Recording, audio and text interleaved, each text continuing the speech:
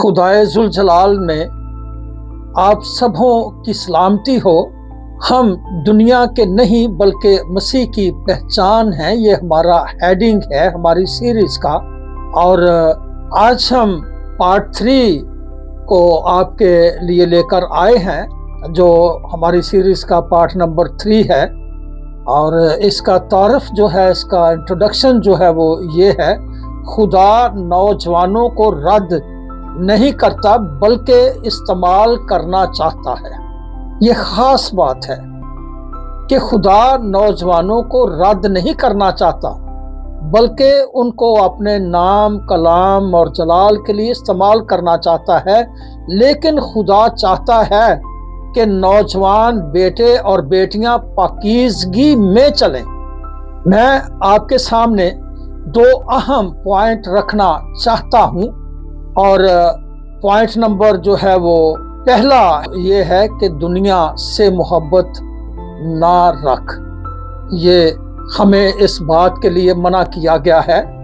पहला पॉइंट जो है वो ये है, दुनिया से मोहब्बत ना रख। और पॉइंट नंबर 2 है, हमारी असल पहचान है क्या।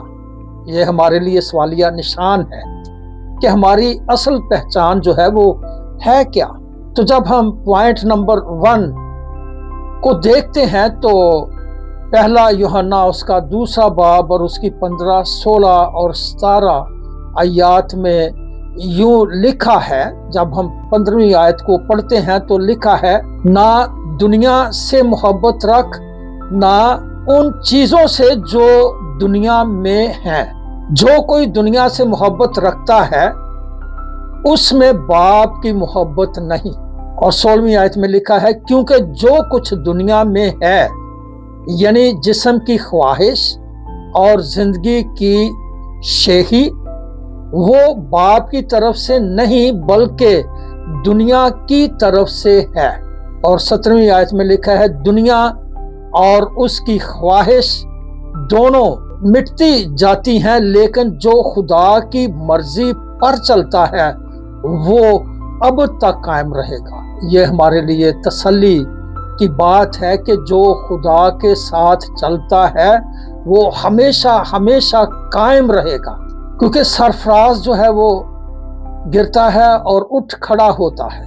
जो ईमानदार है, जो खुदा के साथ चलता है, वो अगर किसी वक्त गिर जाए तो वो फौरन उठ खड़ा होता है। खुदा उसकी मदद करता है। और जब हम पॉइंट नंबर 2 की तरफ जाते हैं तो लिखा है, हमारी असल पहचान है क्या। ये हमारे लिए खूबसूरत रोमियो के खत में लिखा है, उसका 1 बाब और उसकी 28वीं आयत में लिखा है, और जिस तरह उन्होंने खुदा को पहचानना नापसंद किया, उसी तरह खुदा ने भी उनको नापसंदीदा अकल के हवाला कर दिया कि नालायक हरकतें करें। सो मेरे अजीजों, हमें इस बात के लिए बचना है कि हमें खुदा की उन तमाम बातों को पसंद करना है। कलाम मुकद्दस में बेशुमार जगहों पर लिखा है खुदावंद के ताल्लुक से, हमारी बेहतरी के ताल्लुक से, हम किस तरह खुदा के साथ चल सकते हैं।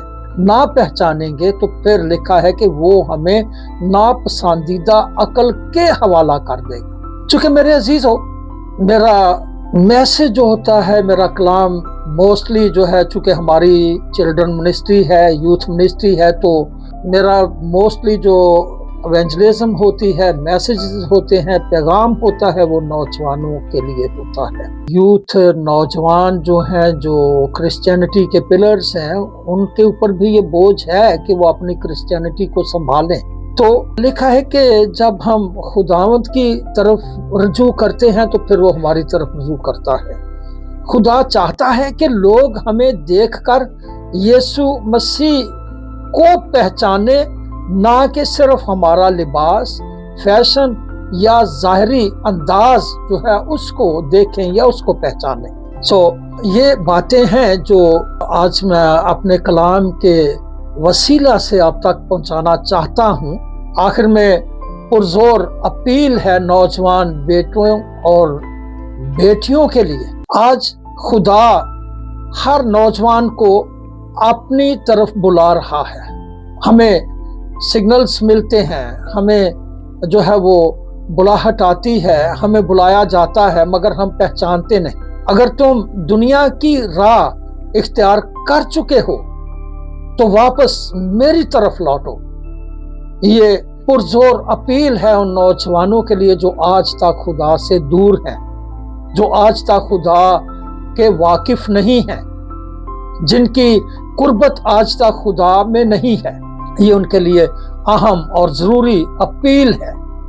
अगर तुम अपनी पहचान दुनिया में ढूंढ रहे हो तो आज अपनी पहचान यीशु मसीह में तलाश करो कि खुदा यीशु मसीह ने मेरे और आपके लिए क्या किया है। जब आप खुदा यीशु मसीह का जो सफ़र है, जो चरनी में खुदा यीशु मसीह पैदा हुए और सलीब तक, ये इस सारे सफ़र को आप जब देखते हैं, पढ़ते हैं, सुनते हैं तो आपको एक खूबसूरत अंदाज़ा होता है कि why he was came in the earth and why he go back to heaven by cross.